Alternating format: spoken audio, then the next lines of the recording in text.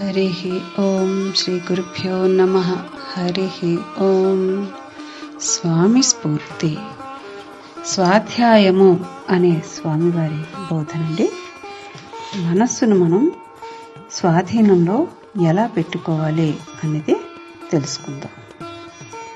మన మనస్సు ఎలాంటిదంటే కట్టకుండా బయట తిరిగిన పశువు లాంటిది.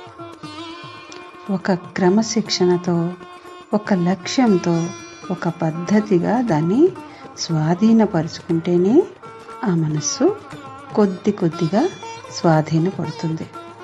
దాన్ని పూర్తిగా స్వాధీనపడే వరకు మనం అభ్యాసం అనేది చేయాలి. మన మనస్సు ఎలాంటిదంటే చిన్న పిల్లాడి లాంటిది. అది ఏది అడిగితే అది ఇవ్వకుండా లాలించి చెప్పాలి. లాలయే చిత్త బాలకం అంటారు కదా, అలా. బాల్య దశలో మనస్సును లొంగ తీసుకోకపోతే ఆ మనస్సు ఏమవుతుంది? పెరిగి సింహంలా మారుతుంది. అప్పుడు దాన్ని లొంగ తీసుకోవడం ఇంకా కష్టమవుతుంది. అది అడిగిన దాన్ని పూర్తిగా ఇవ్వకూడదు, కొద్ది కొద్దిగా ఇవ్వాలన్నమాట. సింహం చెప్పిన మాట వినకపోతే దాన్ని ట్రైనింగ్ ఇచ్చేవాడు కొరడాతో కొట్టి మరీ దానికి ట్రైనింగ్ ఇస్తాడు. 1 సంవత్సర కాలం అలా ట్రైనింగ్ ఇస్తే సింహం లాంటి క్రూర మృగం కూడా సాధు జంతువైపోతుంది వాడి చేతిలో. చూడండి, మనిషి ఎంత తెలివైనవాడో.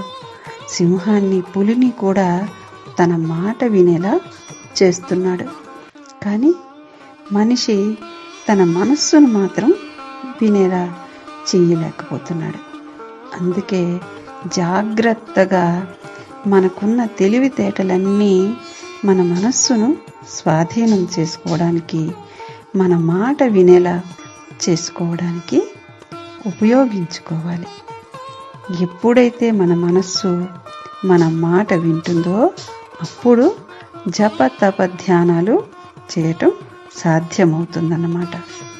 అభ్యాసంతో అన్నీ సాధ్యమే. సాధన చేయకపోతే ఏది కూడా సాధ్యం కాదు. ఎప్పుడు ఒకదాని మీదే దృష్టి పెట్టడం ధ్యానం, ధ్యాసే ధ్యానం. కానీ మనస్సుకు మనం స్వాధీనం చేసుకోకపోతే అది ఎక్కడ లేని విషయాలన్నీ మనకు ధ్యానంలో కూర్చున్నప్పుడు మన ముందుకు తెచ్చి ధ్యానం చెయ్యనివ్వదు. అది అందుకే మనం దాని మాట వింటే ఏమవుతుంది? సేవకుడు చెప్పినది యజమాని విన్నట్లు అవుతుంది.